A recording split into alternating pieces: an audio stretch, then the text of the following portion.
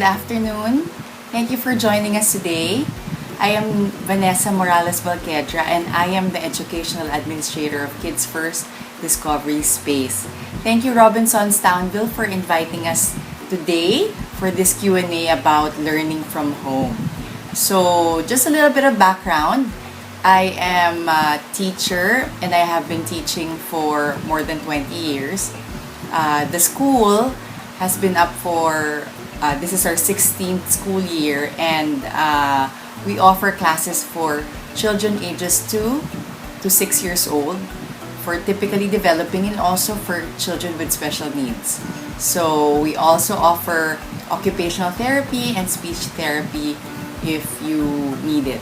So basically, I was invited by Robinsons Townville to talk about this new norm or our new normal. Ano na nga ba ang new normal natin? Or what's the now normal? So, we all know that COVID-19 hit the world, and that includes the Philippines. So, in March of this year, we were forced to have the enhanced community quarantine. And everything just changed from there, including our children's schooling. Correct? Tama ba? So, our world or our homes were completely changed because of this pandemic. So now that we were on quarantine and ECQ or GCQ, now what? What's going to happen? I think it's clear that physically the schools will be closed. Yes. That's for the safety of the students, the safety of the families, the safety of the teachers, of course. So, although we know that face-to-face learning is the most important, and I think nothing compares to face-to-face learning, we have to make do with what we have. Correct? So, some people will be working from home. Some people have been working from home even before the pandemic. But I think a lot of us now are working from home, including myself. So, now what? What are we supposed to do now that the schools are closed and most of the parents have to work from home? I think before anything else, before we talk about our options, let's talk about how, or just reminders for the parents out there who are watching and even grandparents on what we can do to keep our homes safe or to keep our homes healthy or positive, right? So what are some of the things that we can do? First is to, these are some of the tips that we actually shared also on our Facebook page, on Kids First Discovery Spaces Facebook page. First is to give them space. Give each other space. When you give each other space, at least hindi kayo parang laging head-to-head or nagsasakalan sa bahay. Because you need your space when you're working at home. Also, your kids need space because they will be playing and learning at home. So, that's one of the things that we should do first. Second, you should remain calm. Okay? Kalma lang. Do not panic. Okay? Please reassure your kids that everything will be okay. And that should start with yourself. So, you cannot be telling them to be calm kung kayo mismo nagpapanik. So, just be reminded that at home you are safe. So, I know the pandemic or the COVID-19 is everywhere, but at home, it's a safe place. So reassure your kids that that remains to be the same, that your homes are safe and that you will always be there for them. Part of parenting is also to continuously or constantly communicate with your children. So, preschooler up to college students, always have that open communication. That's how you'll know how they're feeling. One of the things that parents should remember, hindi porket bata, walang feelings yung mga yan. nafe-feel din nila yung anxiety, yung fear, yung uncertainty that this pandemic has brought to our world, no? So, reminder, please also just talk to them. Talk to them about what's happening. Please take the time to communicate with your children. Acknowledge their feelings. So ask them how they feel for the day. How are you today? If they can't seem to verbalize, hindi nila masabi ko ng feeling nila. No, masaya ka ba ngayon? Malungkot? Inis ka ba? Galit ka ba? So, you can talk about that more often. So, that's why meal times with your children are very important because you get to talk to them. So, acknowledge these emotions because they too are going through this pandemic. Okay, so let's not forget that. Another important reminder is to adjust. So we are all adjusting to this new normal, and I know we are trying to figure out how to balance work and work, working from home, teaching them. So we have to create a routine. We have to create a schedule. So this schedule will help you manage your time wisely. So ano bang una? Ano bang gawin ko ngayon? Kailan ba yung family time? Kailan yung work? It's very difficult. I myself, trust me, I'm having a difficult time balancing my work because it's from home now and I have to take care of my 3 kids. So, but it's doable. So have that schedule. When you have a schedule, you're setting yourself up for success for the day, diba? Okay, so managing screen time is a question that a lot of parents have, and I suggest you go by age. I know that when it's 2 years old and below, sana wala pang screen time. Okay, so maybe you can make them listen to music. You can make them read books. For children a little bit older, 3 to 5, 45 minutes to an hour of screen time is good. And as they get older, the screen time can get longer. However, just a reminder, parents, we have to be able to filter. Ano ibig sabihin ng filter? So, kailangan pinipili rin natin kung ano yung papanoorin ng mga anak natin. So, we have to make sure that it's age appropriate. Meaning, it's something that they are supposed to be watching. So, for the younger ones, sana about letters, numbers, color, shape. So, at least they're learning as they are watching these shows. For the older ones, for the grade schoolers, sana something that's related to school. So, they'll learn more facts. For example, National Geographic, Animal Planet, or depends on their interest. So, if your kids naman like arts, drawing, so find YouTube channels that teach them how to draw step by step because there's a lot. Actually, there's a lot of good content out there, but we just need to choose. We just need to pick and choose which ones are right for our kids.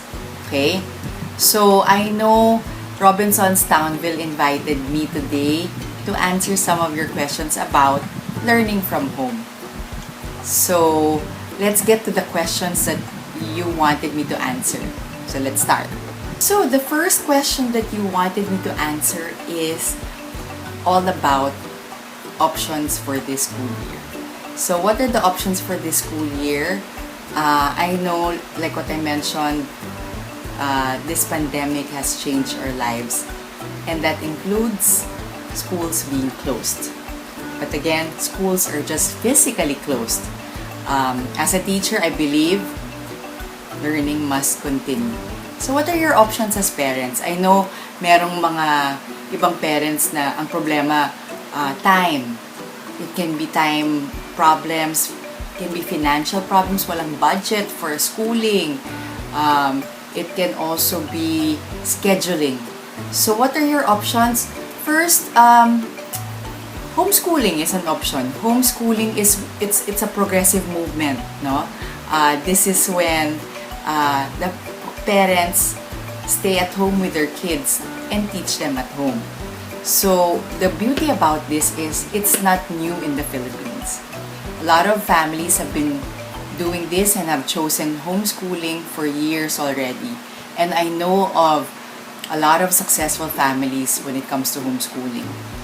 The good thing about this also is it's DepEd accredited. So don't worry about that part. Homeschooling providers, there's a lot. I cannot go through one by one. What are the options for homeschooling or what are the homeschool providers? But there's a lot. Just go to Facebook or just visit their websites. You'll know more about it. But it's a nice option for parents who are willing and who has the time to pick a curriculum for their children, learn the curriculum, find out about the materials that they need, and to actually implement the plan for their kids. So, this is perfect for parents na sanay na sanay sa work from home. Okay? Ito yung mga parents na who are able to balance already working at home and teaching their kids. Also, perfect for parents who are also stay-at-home moms or stay-at-home dads because they may have the time for it. Okay? For some parents, it may not be a good option because maybe the time or maybe in terms of feeling confident in teaching the lessons, and I understand that part. So, DepEd also has plans this school year. So, for public schools and some private schools, they are providing self-learning modules. Okay, so if you type that up on Google, you will see more options about modular lessons that will be either sent through email, sent through some schools are doing it, or some public schools are doing it physically. The teacher will send the modules bring the modules to your homes. So this is a great alternative learning delivery modality from DepEd. So you can look into that also as an option.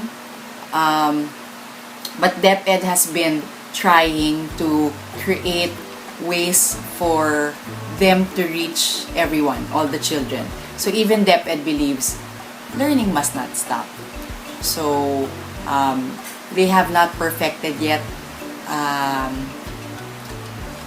the module or the way they're going to do it, but they're really trying. So kudos to DepEd for that. So, and the last one is online distance learning. So these are offered by schools who are physically closed but remain to be open through the World Wide Web. So, ito yung mga internet-based schooling. So, online distance learning is online through online schooling. And there's a lot of platforms that schools use now. Personally, in our school, we use Zoom. But I know there's Seesaw, there's Google Classroom, there's Schoology, there's Flipgrid. Actually, madami. So, it depends on the school that you choose. But online distance learning is, again, another alternative delivery model of learning. And this is internet-based. So, for some parents who may have internet issues, you may have to check on your internet provider. Pero online schooling is a good option for parents who are not able to commit to teaching their kids at home. However, online distance schooling will also require homeschool partnership. So parents, we really need you this school year. As a teacher, I'm requesting and I am asking parents to be more patient with schools. Schools, DepEd, or even homeschoolers, because it's a different ballgame this school year. And chartered territories for teachers. But again, for schools like ours that offer online distance learning, we have a lot of parent support and caregiver support because we know that we all need that kind of support this school year.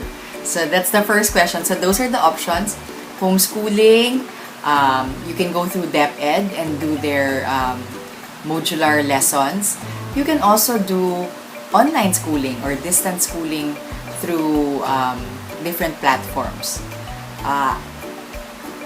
Hoping that these are good options for parents and hoping that you will be able to find the right one that fits your child and fits your personality or your your budget, your time.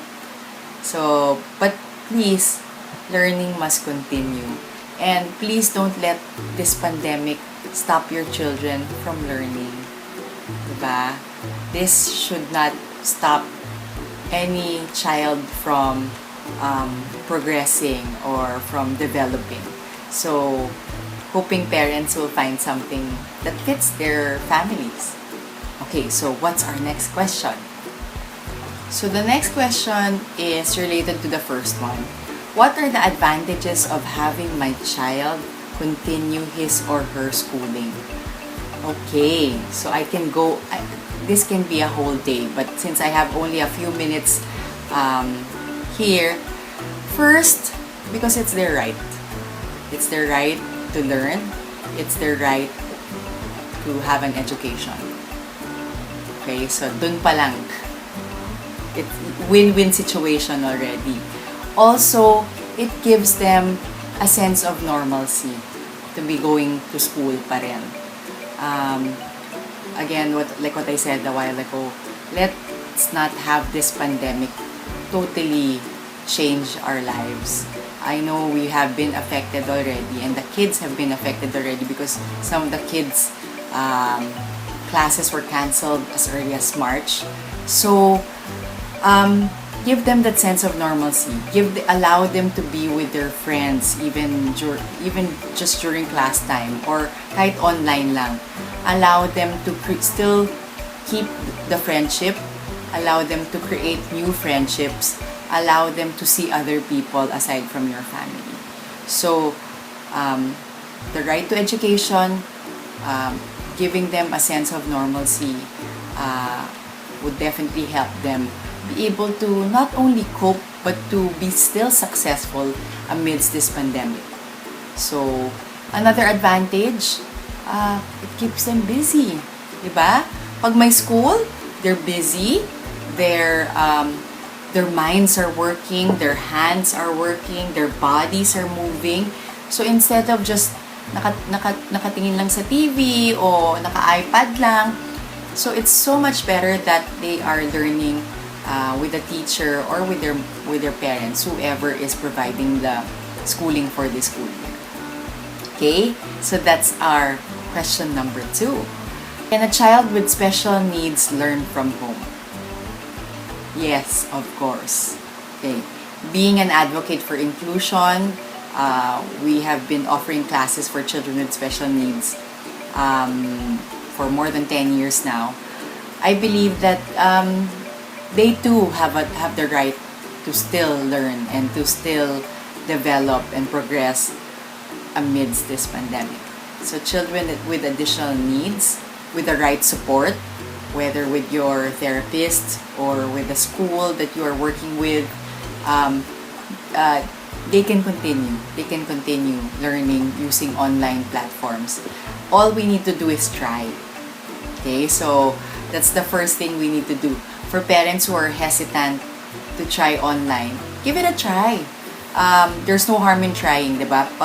Pag nakita nyo na okay, then you can continue. If you feel that your child is not benefiting from it, then you can stop. Then you can talk to the principal or your therapists to find ways, to find alternatives. I think what's important now is to find your support group, whether it's the school that you're working with or therapists that you have been working with as well. But definitely, children with special needs can learn from home. Parents, you are able to do this. You are capable of doing this. So, I'm sure kayang-kaya niyo yan. So, it's a matter of just finding the right support. But I highly suggest, whether you have children who are typically developing or children who have special needs, all of us need help. Okay? Kailangan natin ng tulong. Hindi natin to kaya mag-isa. So, it takes a village to raise a child, and definitely, more than ever, in this time and age, we really need it now. We need the support. Find your tribe. Find the people you are willing and who you want to work with, and do it. Okay? So that's question number 3. So let's find out what's question number 4. So question number 4. Where do I start when it comes to setting up my learning space at home? Okay, so this is a challenge for some parents because, again, we have been so used to, including myself, I'm so used to bringing my kids to school. Pagdating sa school, nandun na lahat, libro, teacher, lahat ng kailangan nila. And then they come home. Ang tulong natin is gumawa ng homework, makipaglaro, magbasa ng libro together. So, now that you will be teaching from home, or the kids will be learning from home, what do they need to do? Or what do you need to do, parents pala? What do we need to do? First is to make a space for learning. So what does making a space for learning mean? This means find a quiet space, corner. It doesn't have to be big. Find a corner that your children can call their own space. So that will create that sense of ownership also. Okay. Have a table, appropriate size table for them. Huwag yung mataas, dining table, ganun. Kung meron kayong mas mababang table, yung perfect sa size nila. That's better. Of course, make sure na may ilaw, tsaka hindi mainit. Kasi mahirap mag-aral pag mainit, tsaka madilim. Okay? Just make sure if you're doing online distance learning, make sure that your gadget is enough. So, like in school, we discourage the parents from buying a new gadget. So, wag na bumili ng bagong gadget. There are a lot of mga attachments that you can use your old phone and attach it to a TV para magamit yung old phone nyo. Just make sure that before you start online learning, online schooling, make sure that your gadget is fully charged, make sure the camera is working, make sure the mic is working, make sure the angle is good, hindi yung masyado mababa or masyado mataas na hindi sila makita ni teacher. So just make sure you have everything on that gadget. Prepare whatever materials that the teacher needs for the class. Preparing also means sleeping early. Huwag tayo magpuyat na. Pasukan na soon. Next month, pasukan na. For some schools, they already started. So, make sure that you have your kids rest early before school starts the next day. So, that's part of creating a routine. Make sure they get enough sleep. Make sure they get good breakfast, eat good breakfast. Make sure that they have everything they need for school. Hindi yung magpe-prepare kayo that day pa lang. Nakakataranta yun. So, huwag natin gawin yun. So, and have the kids, if the kids can write already, read and write, make them create their own schedule of what they're going to do. Okay? During class, parang pupunta rin sa school. You know, have your kids, if pwede, have your kids take a bath, dress up, para they feel that there's a transition between waking up in pajamas and going to school. Okay, so very simple reminder for parents out there, so the kids also know that sleeping time is over. Now it's time for whatever the day you have scheduled for them. Okay, so ano pa ba? But it's very important that you also, as parents, you help them. you help the kids during class. But help lang ha. You don't have to be there the whole time. You don't have to hover na parang, tsaka sana hindi kayo yung gagawa ng homework. Okay? So, baka kasi mangyari yun di ba? So, let's continue encouraging our children to work, or learn from home with, of course, our help. Okay? So, I think those are just the basic tips I can give you when it comes to setting up your homes to make your online learning, homeschooling, or DepEd modules. So you'll be successful in helping your kids learn this school year. That's all we have for today. So thank you again, Robinsons Townville, for inviting me today to answer some of the questions about learning from home this school year. If you have any other questions, please visit our Facebook page, Kids First Discovery Space. Send us a message, and definitely we will try to help you with if you have more questions, or if you have any other ideas for this school year. Okay? So, I hope I was able to help the parents out there. So, parents, you are doing a good job. Just a reminder, please make sure you take care of yourselves also. I know this is medyo panic mode itong pandemic, but I trust that you are well. I hope you take care of yourselves well, so that we can take care of our kids also. And please know that there's a lot of people who are ready to help you. So find the right support, find your own tribe, the people that you are willing to work with this school year, and definitely you will have a successful year ahead with your kids learning from home. So on that note, I'd like to say thank you again for joining me today, and we'll see you again soon. Bye!